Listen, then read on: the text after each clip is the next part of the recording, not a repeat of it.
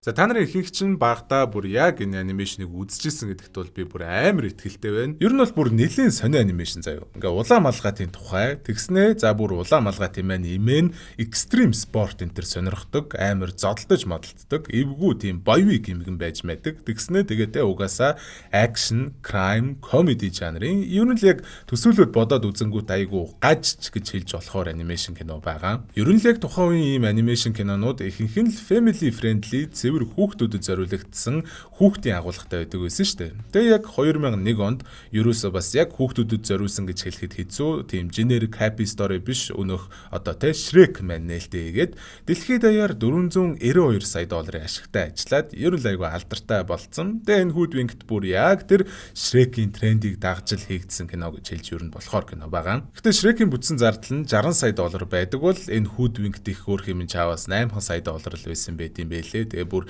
хитрхи бага зардалтай байсан болохоор аниматорууд нь зардлаа өмнөх зориулахоор Филиппиний нэг хотод ийм том байршил түрээслээд тэндээ амьдрангаа л ажиллаа хийсэн байлээ. Найруулагч нь хэлж байгаагаар болохоор тэр Филиппинд түрээсэлж исэн байршил нь бас бүр нэлээд том агуулах маягийн газар хэрнээ. Өөрийнх нь Лос Анжелес түрээсэлдэг 2 өрөө жижигхэн байртай нь бараг л адилхан түрээстэй байсан юм байл. Тэгээ ер нь л тэ Филиппинд хийсэн анимашн гэж овоглож болохоор л анимашн байгаа. За тийм байна да. Тэгээ өнөөдрийн маань дугаартай Хаан банкнаас гаргаж байгаа цоо шинэх аппликейшн болох DigiPay аппликейшн сайхан хамтран ажиллаж байна. Киноныхоо үйл явдал руугаа орцгоё. Зүгэрш байлаа энэ зүуд бэтэн бэчний тэр дур булам төрх хацсан чинь мас орн галзуурхад ганц гурав номер чинь нугар чинь нуруу чинь төгс эй бад бич зурх чинь төгс чамд хэл хүүхс мөр Тэгэхээр кино маань сагстай юм тэрсээр эмээгэндээ орж ирж байгаа улаан малгайтын зурглаар эхэлдэг юм. Гэхдээ мэдээж эмээгийнх нь оронд эмээгийнх нь маскыг зүүцэн чон хэвдэж байгаа штэ тий. Яг л үлгэр дээрээ гардагчлан гар чин чих чин яагаад ийм том болцсон юм бэ эмээ гэж улаан малгайт маань асуугаад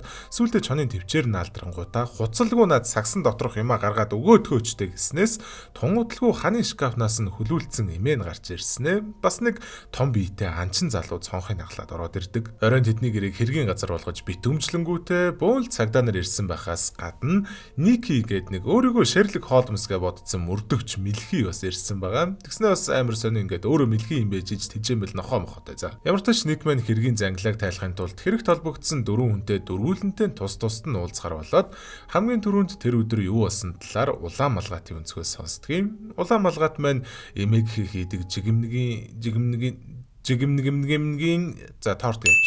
Улаан малгайт маань эмээг хийдэг тортыг байнгын лийш тийш нь хүмүүст хөргөж өгдөг л ажилтай юм байлээ л дээ. Данч тентхийн ихэнх л хоолны газруудын орц жорууд нь сүүлийн үед хулгайд алдагдаад бүгдээрээ л хоолныхоо газрыг хаагаад эхэлсэн юм байлээ. Тэгээ улаан малгайт эмээг ихэд тэр тортны жорыг алдахгүй тулд жороо эмээгийн дэ авчиж өгөх гээл явж исэн байгаа. Замдаа нэг Боинго гэж өхөөрдөн бяцхан туулаа найзтайгаа тааралдаад хамтдаа янзын сайхан агаарын автобусаар эмээг хэргөө явж исэн ч гэнэтэл автобусных нь хаалга өөрөө онгоогоод улаан малгайт маань сагста жорныхоо хамтаар ойр унаатгсан байдаг. Хамгийн сонин нь унсныхын дараа яг өнөх чонч нь одоо хүлээсэн байжсэн юм уу яасан модон дундаас гарч ирэнгүүтээ эмээгийнх нь тортны орц центрийн талаар янз бүрийн сонин юм асуугаад байдгийн. Тэгээ угаасаа л с ิจ гтэй санагдсан болохоор хамгийн л хурдаараа зугтж агаад арай гэж нэг юм чоныг төөрүүлж чаддаг л да. Данч тэгээд огт мэдэхгүй ойргоо унтсан болохоор эмээгийнхээ гэрийг олж чадахгүй төөрч явж агаад эцэст нь нэг юм одоо юу гэх юм дэ өөрийнхөө эврийг дүүжин даажинддаг сандал болгоод ашиглацсан Бенжи гэдэг нэртэй дуулдаг Яматай таардгийг. Бенжи Яма маань Өсөөл энгийн яриагаар ярьж чаддаггүй хэлж байгаа үлбэр болгоноо дуу болгоод дуулцдаг тийм kind of a showчин ямаал юм байлээ.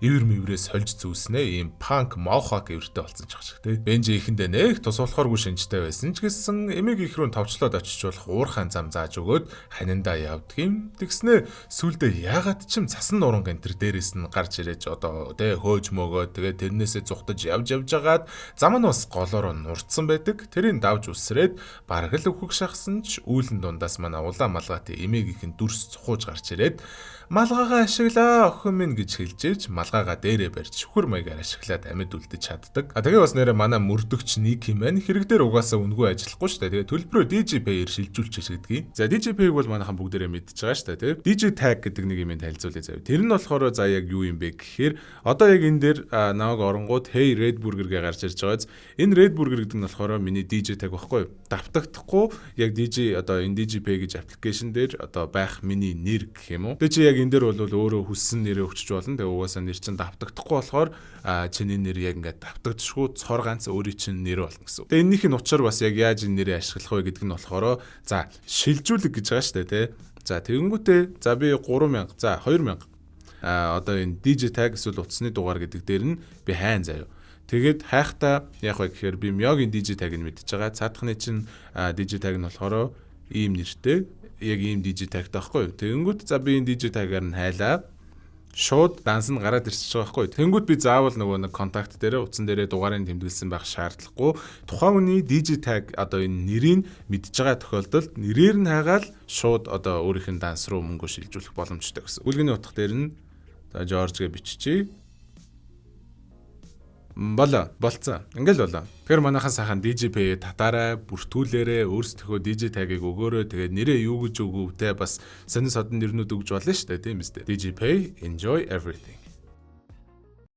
За тэгээд дараа нь Ники өнөөх чоныг байцааж байгаа. Гэхдээ тэр чон нь яг үнэндээ тийм бүтэхгүй гэмт хэрэгтэй энэ төр биш.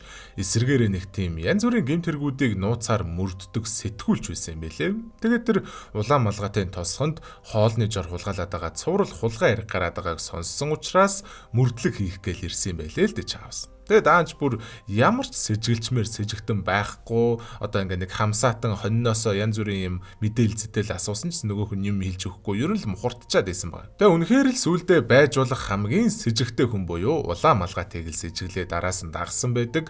Тэгээд улмаар туслах хэрэмнийхээ хамтаар улаан малгайтыг дагаж явж байгаа анхаарын тээвэр дээрээс унсныхын дараа бараг л барьж авах шахсан ч гэсэн угаасаа улаан малгайт төөрүүлээ зүхтаацсан шүү дээ. Тэгээд өөрийн хөгөөд барьж авч чаддаггүй юм болвол өөрийнх нь очих байгаа газар буюу эмээгэнд нь төрүүлж очиод хүлээж яа гэдэг санааг сэдээд замаа товчлохын тулд яг тэр уурхайн замаар явсан л юм байлээ. Даанч тэр нөгөө нэг туслах хэрмэн тэндээсээ нэг лаа болоод асаачдгийн яадаг лаа болоод асаачваа ч гэсэн чинь динамитэ гэдэг италлаа юм шиг байж гэж хуцаад тэр нь угаасаа динамит буюу одоо тесрэх бөмбөл байсан болж таарж байгаа. Амнасаа уурах гэж тэднийгээ гаргаж шидэж жагаад уурхайн замыг нураагаад гсэн байдаг. Яг тэрнийхэн дараа тэгээд тэр эвдэрсэн замынхан дээгүүр улаан малгайд нисээд явцсан болж таарж байгаа байхгүй. Гэтэл угаасаа чон төрүүлж ирж чадаад үргэлжлүүлээд юу басны нь бол бас хэдүүлээ мэдж байгаа. Ингэж улаан малгай чон хоёрыг байцаасныхаа дараа өнөөх сүхвэрээ дороод ирсэн Жим гэж том биетэй залууг байцааж байгаа. Тэгээ манай хүн бүр жүжиглэх ямар ч авьяасгүй ирнэ жүжигчин болох мөрөөдөлтэй юм байлээ. Байнгын л янз бүрийн пробуудад ордог ч гэсэндээ нэг ч удаа амжилттай сонгогдож байгааг нь ойлгомжтой. Тэгээ энгийн үедээ хийдэг ажил нь болохоор шницэл зардаг ажил. Тэгэд бөөн л хүүхдүүдэд шницлээ зарж байгаа. Тэгээд одоо энэ хүүхдүүдийн царайнуудаас бол би багтаа амар айдаг байсан зав. Та зүгээр ингээ харчгал та тусаараа тэгэл юу юм бэ? Why юм дөрөндөө сая хийсэн юм бэ? Зүг үүр юм аа. Гэтэ нэг л өдөр орсон пробноос нь эргүүлж залгаад дараачийн шатанд тэнцсэн тухайн хэлэнгүүтээ дараачийн шатанд ирэхээс өмнө сүхээр маш сайн бэлтгэл хийчээд ирээрээ гэд хэлдгийг. Тэгэл манай хүн солиотой юм шиг мод зод хэрчиж явж байгаад нэг мангар том модыг унгаагаад тэрэндээ хөөгдөж толгодын уруу зүхтааж байгаа л тэднийх рүү мангар рандомли ороод ирсэн юм бил. За тэгээ улаан малгайд чон Жим гуруулаад гэмт хэрэгтэнд биш болж таарснаар сүүлчийн хүн буюу улаан малгайтын эмээг байцаах цаг ирж байгаа. Тэгээ улаан малгайтын мэддгээр бол эмээ байдаг л нэг эмээ. Гэхдээ яг үнэндээ ач охиноосоо нуудаг нууцтай амар экстрим спорт энтер сонирхдаг боевик юмгэн одоо охиноосоо нуудаг шал өөр амьдралтай л гэсэн үг шүү дээ. Тийм юм болж таарж байгаа юм л та. Яг өнөөх хэрэг болдог өдөр цанын гулгалтын тэмцээнд ороод Европоос ирсэн үнэн эвгүй нөхдүүдтэй бөөн л алалдсан байдаг.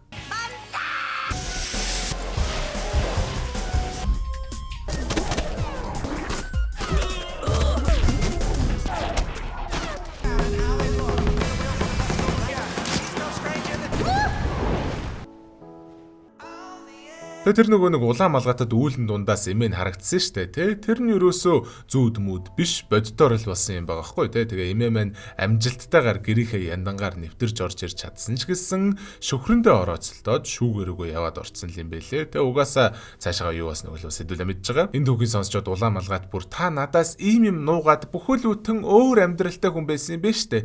Тэгэхээр танд бас өөр надаас нуудаг юмнууд байгаа л юм биш үү те гэд эмээдээ бүр амар уурлаа шууд гараа явцдаг. Тэгээ мөрдөгчд маань ч тэгээд бас чааваас хулгайчийг олоогүй л байгаа штэ.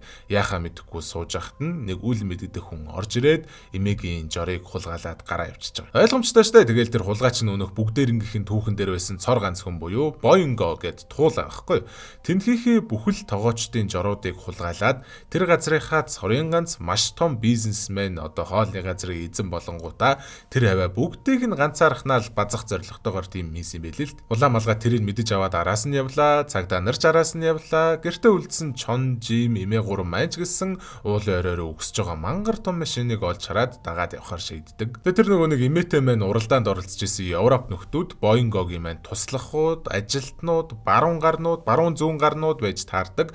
Гэтэ яг үнэндээ Боинго тэдний хамгаалтанд байх шаардлагагүй өөрөө амар сайн зодтолдог юм байлээ. Улаан малгайт нэг эсрэг нэг үзээд яалтчгүй л баралгүй зодуулаад баригдчихдээ. Энэ үер нь манай эмээ, чон, жим гурав айл гизэнэ тэнд нь ирчээд байхад цагдаа нар нь бүр үнэн ажилгүй ингээ замдаа нөгөө нэг чонын туслахтай таарад нөгөөх нь мангар хурдан ярьдаг. Тэгээ яриаг нь ойлгохгүй бүр хоолойг нь бичиж авч ирсэн аа удаашруул сонсч мансаал гүлийг ойлгосоод идэв.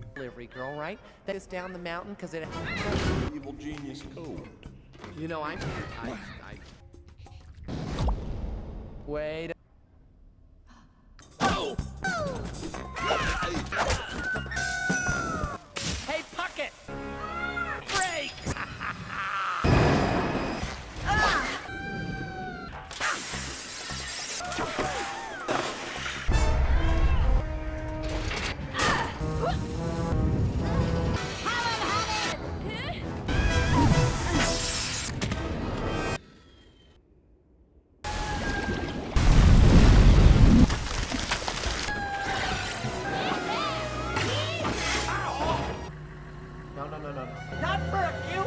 За ингэж Боинго крүүтэйгээ баригдаад бүх ил зүйлс сайхан болж байгаа. Хэд хоногийн дараа Ники тэднэр дээр хурж ирээд нэг тийм янз бүрийн улс орнуудад янз бүрийн хэрэгүүд дээр нууцаар ажиллах мөрдөгчд болох саналыг одоо ажлын санал тавьдаг гэх юм уу да.